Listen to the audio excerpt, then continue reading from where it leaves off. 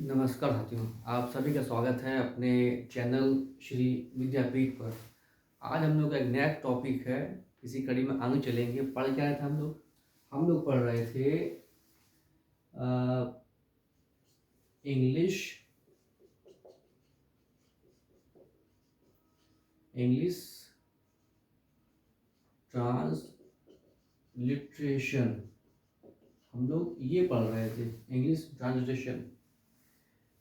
अगला स्टेप क्या है? अगला स्टेप है आधे अक्षर की इंग्लिश कैसे बनाए। आधे अक्षर है, उसके नाम कैसे होंगे।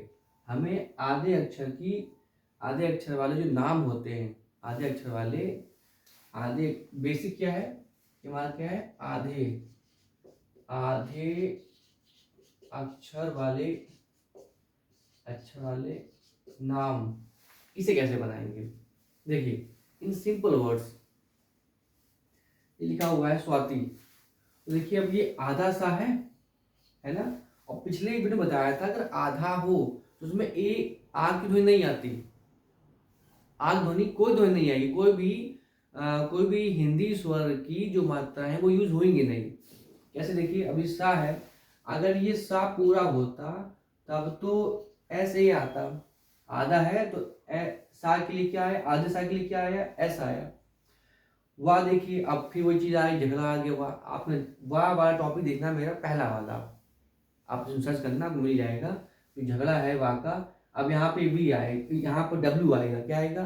डब्ल्यू। यहाँ पे वी नहीं आएगा। क्यों? यहाँ पे वाह जो है वो गोल हो, बोलिए स्वाति, स्वा। देखिए, ये वाह बोलोगे तो लिप्स गोल हो जाएगा। अच्छा, वो छोड़ो, बात की बात है, वो देखना।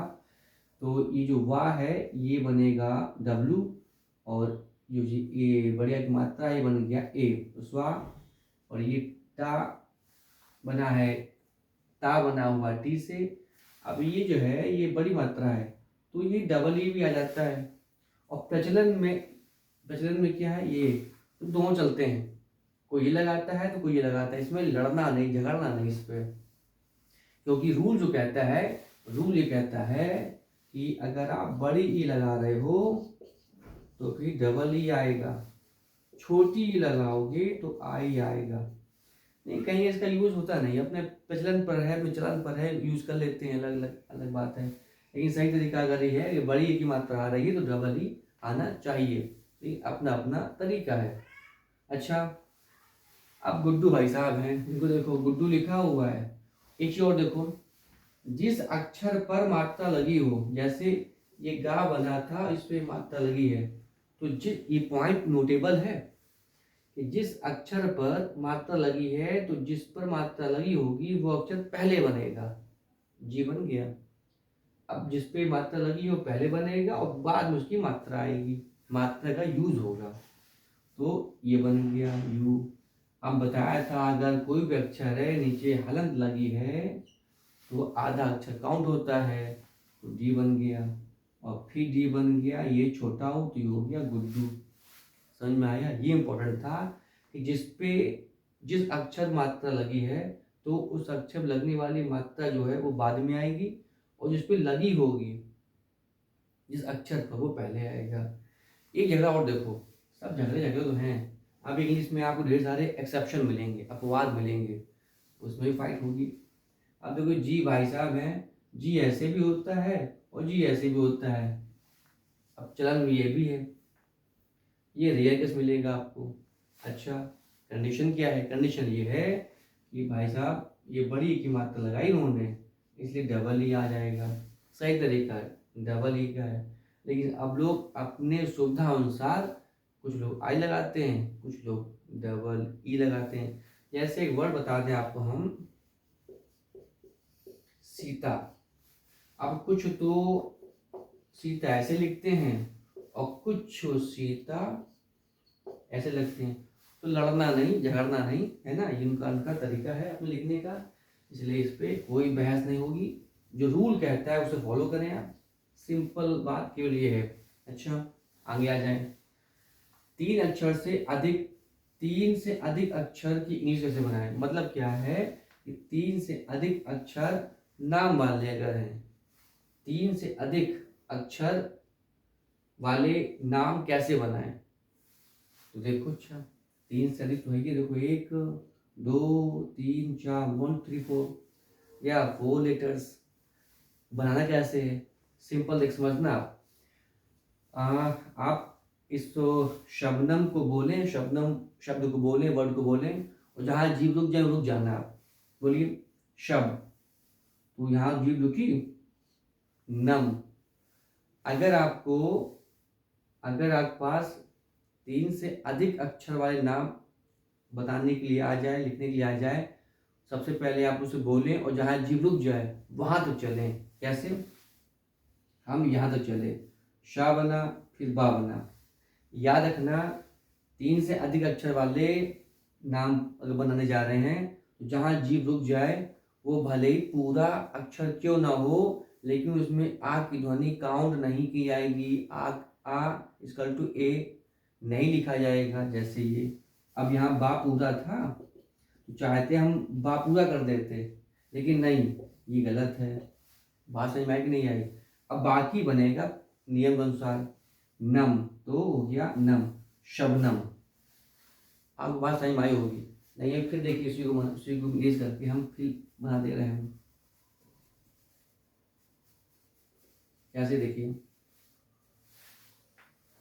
हमने कहा कि शबनम नाम की इंग्लिश क्या बनेगी, तो जहाँ तक जीभ चली वहाँ चले हम। शब यहाँ रुक गई तो हमने बनाया SHA शब। अब जहाँ तक जीभ चली थी देखा ये अच्छा पूरा है तो उसमें आना चाहिए, लेकिन नहीं। ये ट्रिक है, ये मेथड आप यूज कर लें कि हम यहाँ पर ए यूज नहीं करेंगे। हम ऐसे नहीं बनाएंगे, हम इसको खा जाएंगे। इसका मतलब ये है, जो खाने मतलब ये है कि हम यहाँ केवल हम बी लिखेंगे। बाकी जहाँ से जीभ चलेगी उसको हम फिर उसी नियम अनुसार ही बनाएंगे, अकॉर्डिंग टू रूल बनाएंगे। तो बन गया हमारा ये नम। तो जीभ चलने के बाद पकड़िए आप, जहाँ तक जीभ चलेगी वहाँ तक चलाइए और जहाँ पर जिस अक्षर पर रुक जाए, 3 से ज़्यादा अक्षर की बात हो रही, याद रखना 3 से ज़्यादा अक्षर पर, तो जहाँ पर जीभ रुक जाए वो भले ही पूरा हो लेकिन उसको हम आधा काउंट करते हैं, आधा मानते हैं, आधा अक्षर मानते हैं। अब आप ट्राई करें। लिखा हुआ मखमल, तो जीभ कहाँ चली? मख तक, मखमल, मख आई तो हमने क्या किया, हमने इसको केवल यहीं तक बनाया। मख है पूरा लेकिन हम ए यूज नहीं करेंगे, आग ध्वनि का यूज हम नहीं करेंगे। और बाकी जो पिछला वाला था उसको हम अकॉर्डिंग टू रूल बनाएंगे, रूल के अनुसार बनाएंगे। तो ये हो गया मखमल। ठीक, अब ये आपकी बारी। देखिए ये रहा हमारा अकबर। क्या रहा?